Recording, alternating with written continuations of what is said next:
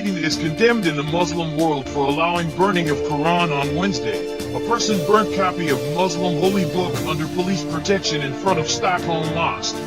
Sweden has been widely condemned for allowing the burning of the Muslim holy book outside a mosque on Wednesday during Eid Day, a major Islamic holiday. The exploit has sparked criticism across the Islamic world and deepened a standoff with Turkey over Sweden's bid to join NATO, which requires the approval of all 30 member countries. Those who allow such blasphemy in front of our embassy can no longer expect our support for their NATO membership, Turkey's President Recep Tayyip Erdogan said in response to the book burning.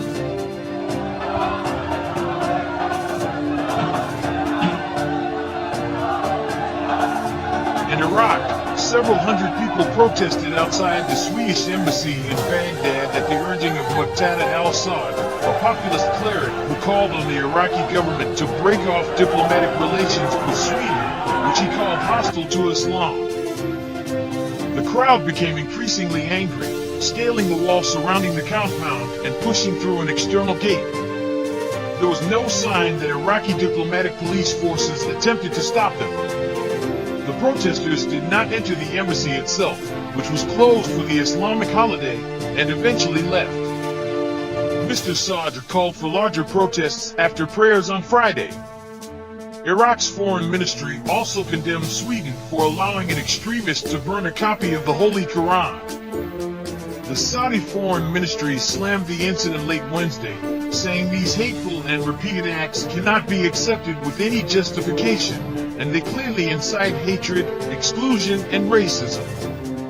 For its part, the Jordanian foreign ministry also said burning the Holy Quran is an act of dangerous hate and a manifestation of Islamophobia that incites violence and insulting religions, and it cannot be considered a form of freedom of expression at all.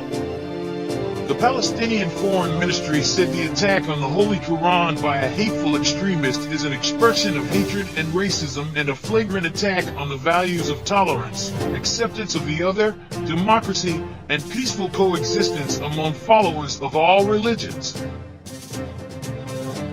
A majority of Swedish people support a ban on the public burning of religious texts such as the Quran or the Bible, according to a new survey conducted on behalf of Swedish national television broadcaster SVT, marking a significant shift in the Scandinavian nation where a man set Islam's holiest book on fire last week.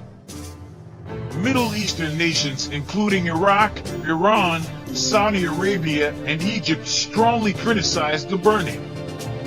Morocco and Jordan have recalled their ambassadors to Stockholm, and Morocco has also summoned Sweden as chargé d'affaires in Rabat. Iraq said the incident was a reflection of a hateful, aggressive spirit that has nothing to do with freedom of expression. Iran echoed Iraq's criticism, calling the act of burning the Quran provocative and unacceptable, while Egypt described it as a shameful act which was especially provocative as Muslims mark Eid Day. Pakistan slams burning of Quran in Sweden, PM Sharif and Imran Khan call for protests. Muslims in Pakistan were holding rallies on Friday to observe a day of the sanctity of Quran after the South Asian Islamic nation's Prime Minister Shehbaz Sharif issued a call for anti-Sweden protests over last week's burning of the Islamic holy book in Stockholm. The biggest anti-Sweden rallies were expected in the eastern city of Lahore and in Karachi, the largest city in the country. In the capital, Islamabad, lawyers holding copies of the Quran protested in front of the Supreme Court, while worshippers outside mosques held small rallies, demanding the severing of diplomatic ties with Sweden.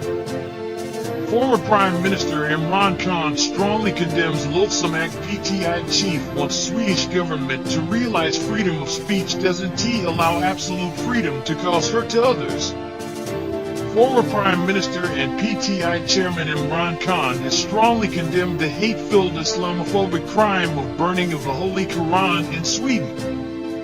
In a tweet posted on Friday morning, Imran Khan called the act loathsome, which was sanctioned by the Swedish police. Such a hate-filled act serves no purpose beyond causing anger and deep hurt to Muslims across the world.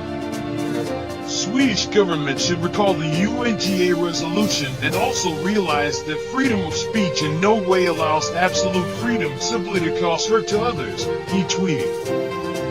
The PTI chairman added that no freedom for one individual is absolute, which he said has been made clear in the EU Human Rights Convention, including in Article 9. Imran also attached with his tweet a copy of the resolution adopted at the United Nations General Assembly in March 2022 regarding observation of the International Day to Combat Islamophobia.